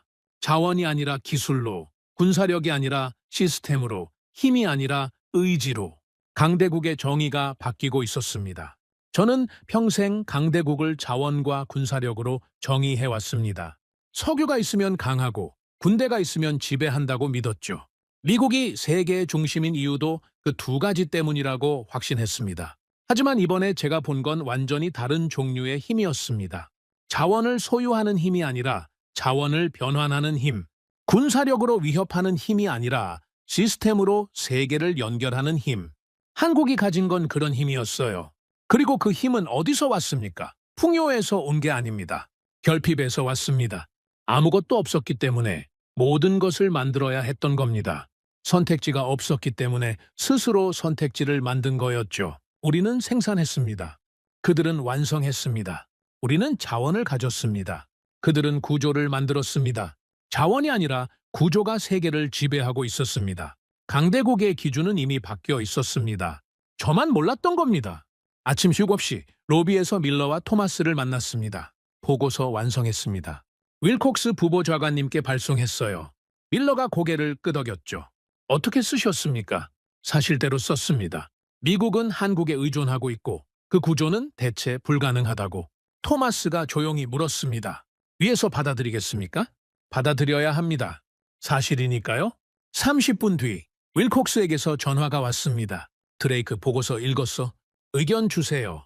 윌콕스가 잠시 침묵했습니다. 그리고 말했죠. 이건 네가 27년 동안 쓴 보고서 중에 가장 무거운 거야. 알고 있지? 압니다. 보좌관님께 올릴게. 그리고 아마 대통령 보고까지 갈 거야. 각오하고 있습니다. 드레이크, 한 가지만 물을게. 한국에 직접 가보니까 어땠어? 저는 잠시 생각했습니다. 그리고 솔직하게 대답했지요. 제가 틀렸습니다. 뭐가? 전부 다요? 한국에 대해서, 에너지 자립에 대해서, 강대국이라는 개념에 대해서 전부 다 틀렸습니다. 윌콕스가 한숨을 쉬었습니다. 그 말이 보고서보다 더 무겁네. 전화를 끊고 저는 호텔 창밖을 봤습니다. 서울이었죠. 높은 건물들이 빼곡하고 도로 위에 차들이 쉬지 않고 달리고 있었습니다. 평범한 도시 풍경이었어요. 하지만 저는 이제 알고 있었습니다. 이 평범해 보이는 나라의 해안가에 세계를 움직이는 시스템이 밤낮 없이 돌아가고 있다는 걸, 그리고 그 시스템이 멈추면 미국의 비행기가 멈추고 유럽의 공장이 멈추고 전 세계의 일상이 멈춘다는 걸, 나는 보고서에 처음으로 그 단어를 썼습니다. 의존. 그리고 그 단어 옆에 또 하나를 붙였죠. 필수. 한국은 필수였습니다. 인정하기 어려웠지만 사실이었습니다. 귀국 비행기는 다음 날 오후였습니다. 마지막 밤이었죠. 서울에서 하루를 더 묵을 수도 있었지만 저는 울산으로 다시 내려갔습니다. 밀러가 의아해했죠. 다시 울산이요? 추가 조사가 필요합니까? 아닙니다. 조사는 끝났습니다. 그러면 왜 가시는 겁니까? 저는 대답하지 않았습니다. 솔직히 말하면 저도 왜 가는지 정확히 몰랐거든요. 다만 한 가지는 확실했습니다. 떠나기 전에 한 번 더 봐야 한다는 것. 보고서를 쓴 사람으로서가 아니라 한 사람으로서 그곳을 다시 봐야 한다는 느낌이었죠. 밀러와 토마스에게는 서울에 남아있으라고 했습니다. 혼자 차를 잡아 타고 고속도로에 올랐죠. 4시간이 걸렸습니다. 해가 지기 시작할 무렵 울산에 도착했습니다. 박정호 과장에게 미리 연락해 두었습니다. 무리한 부탁이었지만 그는 흔쾌히 허락해줬죠. 단지 외곽 전망 구역까지는 안내해 드릴 수 있습니다. 저녁 7시 단지 외곽 언덕에 도착했습니다. 차에서 내리자마자 바람이 불었습니다. 겨울 바닷바람이었죠. 차갑고 날카로웠습니다. 그런데 그 바람 속에 따뜻한 게 섞여 있었어요. 단지에서 올라오는 열기였습니다. 그리고 눈앞에 펼쳐진 광경을 봤습니다. 말을 잃었습니다. 처음 왔을 때도 놀랐었죠. 하지만 그때는 밤에 도착해서 부분적으로만 봤습니다. 지금은 달랐어요. 해가 완전히 지면서 단지 전체가 모습을 드러냈습니다. 끝이 보이지 않았습니다. 증류탑들이 하늘을 찌르고 있었고 꼭대기마다 불꽃이 타오르고 있었습니다. 수천 개의 조명이 시설 전체를 비추고 있었죠. 파이프라인이 거미줄처럼 연결돼서 마치 거대한 혈관처럼 단지 전체를 관통하고 있었습니다. 소리가 들렸습니다. 기계가 돌아가는 소리, 증기가 빠져나가는 소리, 펌프가 쉬지 않고 작동하는 소리. 그 소리들이 합쳐져서 하나의 거대한 심장 박동처럼 울리고 있었습니다. 이건 멈추지 않는다. 밤에도 새벽에도 주말에도 37년간, 아니 그 이전부터 이 시설은 단 한순간도 멈추지 않았습니다. 박정호가 옆에 조용히 서 있었습니다. 저는 한참을 말없이 바라봤습니다. 그러다가 물었죠. 박 과장님, 네. 이 단지가 처음 세워질 때 여기가 어떤 곳이었습니까? 박정호가 잠시 생각했습니다. 제가 직접 본 건 아니지만 기록은 봤습니다. 아무것도 없었다고 합니다. 갯벌이었죠. 바닷가 허허벌판이었습니다. 허허벌판이요? 네. 1960년대 이 지역은 가난한 어촌이었습니다. 논밭과 갯벌뿐이었죠. 도로도 변변치 않았고 전기도 제대로 안 들어오는 곳이었습니다. 저는 지금 눈앞에 펼쳐진 광경과 그 이야기를 겹쳐봤습니다. 갯벌 위에 이걸 세웠다는 겁니까? 이 부지를 조성할 때 동원된 인원이 얼마나 됩니까?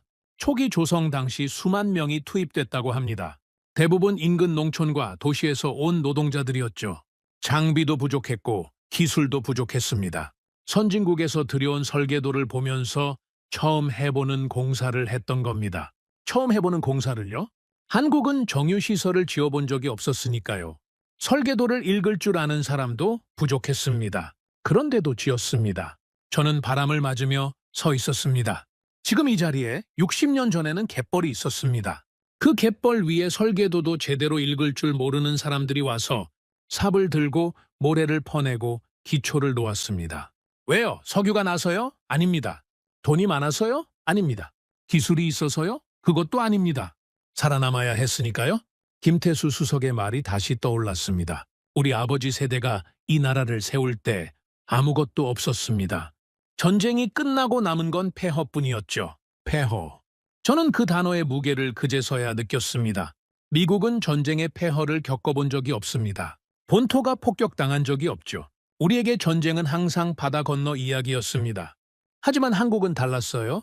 이 땅 위에서 전쟁이 벌어졌고 모든 것이 부서졌고 아무것도 남지 않았습니다. 그 상태에서 시작한 겁니다. 갯벌 위에 공장을 세우고 남의 원유를 가져다가 가공하는 기술을 배우고 세대를 이어가며 시설을 키우고 마침내 세계 어디에서도 대체할 수 없는 시스템을 만들어냈습니다. 이건 산업이 아니었습니다. 의지였어요. 돈이 아니라 생존이었습니다. 시스템이 아니라 유산이었죠. 한 세대가 다음 세대에게 다시는 무너지지 않겠다는 약속을 이어온 결과물이었습니다. 저는 주머니에서 핸드폰을 꺼냈습니다. 사진을 찍으려고 했죠. 그런데 손이 떨렸습니다. 추위 때문이 아니었어요. 핸드폰을 다시 넣었습니다. 사진으로는 담을 수 없는 것이었으니까요. 저는 그 자리에 서서 한참을 바라봤습니다. 불꽃이 타오르고 기계가 돌아가고 파이프라인이 빛나고 있었습니다. 이 모든 게 쉬지 않고 움직이고 있었어요. 그리고 깨달았습니다. 저 빛은 산업의 빛이 아니었습니다. 의지의 빛이었어요. 저 불꽃은 공정의 불꽃이 아니었습니다. 세대를 이어온 약속의 불꽃이었죠. 저 소리는 기계의 소리가 아니었습니다. 다시는 무너지지 않겠다는 심장 소리였습니다. 저는 울었습니다. 27년간 감정을 배제하고 살아온 사람입니다. 데이터로 판단하고 숫자로 결론을 내리는 게 제 삶이었죠. 울어본 적이 없었습니다. 적어도 일 때문에는요. 그런데 그날 밤 울산 단지를 바라보면서 눈물이 멈추지 않았습니다. 왜 울었는지 정확히 설명하기 어렵습니다. 분한 것도 아니었고 슬픈 것도 아니었어요. 그냥 압도당한 거였습니다. 아무것도 없는 곳에서 이것을 만들어낸 사람들의 의지에 우리는 강해서 살아남은 줄 알았습니다. 자원이 있으니까, 군사력이 있으니까, 달러가 있으니까 세계의 중심이라고 믿었죠. 그건 틀리지 않았습니다. 하지만 그들은 완전히 다른 방식으로 살아남은 겁니다. 자원이 없었으니까 기술을 만들었습니다. 힘이 없었으니까 시스템을 만들었죠. 선택지가 없었으니까 스스로 선택지를 만들었습니다. 그리고 그 결과 자원을 가진 나라들이 그들 없이는 움직일 수 없는 구조가 된 겁니다. 우리는 가진 것이 많았습니다. 그래서 당연한 것이 많았죠. 석유가 나오는 게 당연했고, 비행기가 뜨는 게 당연했고, 마트에 물건이 있는 게 당연했습니다. 그들은 당연한 것이 하나도 없었습니다. 그래서 모든 것을 만들어야 했죠. 당연한 것이 없는 나라가 세상에 당연한 것들을 만들어주고 있었습니다. 우리는 그 위에 서 있었습니다. 그것도 모른 채 박정호가 조심스럽게 다가왔습니다. 고모님, 바람이 세집니다. 들어가시죠. 저는 고개를 저었습니다. 잠깐만 더 보겠습니다. 박정호가 물러났습니다. 저는 다시 단지를 바라봤죠. 이건 단순한 공장이 아니었습니다. 한 나라의 역사가 서 있는 곳이었어요. 전쟁의 폐허 위에서 일어선 세대가 다음 세대에게 또 다음 세대에게 이어온 약속이 이 철골과 파이프 속에 들어 있었습니다. 2번 다시 무너지지 않겠다. 2번 다시 남의 손에 운명을 맡기지 않겠다. 그 약속이 37년간 이 시설을 쉬지 않고 돌게 만들었습니다. 밤에도 새벽에도 태풍이 와도 경제 위기가 와도 멈추지 않았습니다. 그리고 그 시설 위에서 미국의 비행기가 날고 유럽의 공장이 돌아가고 전 세계의 일상이 유지되고 있었습니다. 저는 평생 강대국을 분석해왔습니다. 자원을 가진 나라, 군사력을 가진 나라, 그들이 세계를 지배한다고 믿었죠. 하지만 그날 저는 완전히 다른 답을 보았습니다. 강대국은 타고나는 것이 아니었습니다. 무너진 뒤에 다시 일어나는 나라, 아무것도 없는 곳에서 모든 것을 만들어내는 나라, 스스로를 단련해서 세상에 없어서는 안 될 존재가 되는 나라, 그런 나라가 진짜 강대국이었습니다. 한국은 보호받아 성장한 나라가 아니었습니다. 다시는 무너지지 않기 위해 스스로를 만든 나라였습니다. 밤 9시 마지막으로 단지를 바라봤습니다. 불빛이 별처럼 빛나고 있었죠. 기계 소리가 심장처럼 울리고 있었습니다. 바람이 열기를 실어왔고 바다 냄새가 섞여 있었습니다. 이 광경을 저는 평생 잊지 못할 겁니다. 차에 올라타면서 박정회에게 말했습니다. 박 과장님, 한 가지만 전해주세요. 말씀하세요. 이 공장을 만든 사람들, 그리고 지금 이 공장을 지키고 있는 사람들에게 당신들이 만든 것은 공장이 아니라고, 이건 세상을 움직이는 심장이라고. 박정호가 아무 말 없이 고개를 숙였습니다. 서울로 올라가는 차 안에서 저는 다시 창밖을 봤습니다. 어둠 속에서 한국의 도시들이 스쳐 지나갔죠. 평범한 불빛들이었습니다. 하지만 이제 저는 알고 있었습니다. 저 평범함 뒤에 어떤 역사가 있는지를. 힘은 미국이 가지고 있었습니다. 하지만 세상을 움직이는 시스템은 한국이 만들고 있었습니다. 그리고 그 시스템은 힘으로 만든 게 아니었습니다. 살아남겠다는 의지로 만든 것이었습니다. 그 이름은 한국이었습니다. 오늘의 사연은 여기까지입니다. 구독과 좋아요는 영상 제작에 아주 큰 힘이 됩니다. 지금까지 감동테라스 저는 소희였습니다. 오늘도 우리 구독자님들의 가정에 따뜻한 행복이 가득하시길 진심으로 바라겠습니다. 긴 영상 끝까지 시청해주셔서 정말 감사합니다. 내일 더 좋은 이야기로 찾아뵙겠습니다. 감사합니다.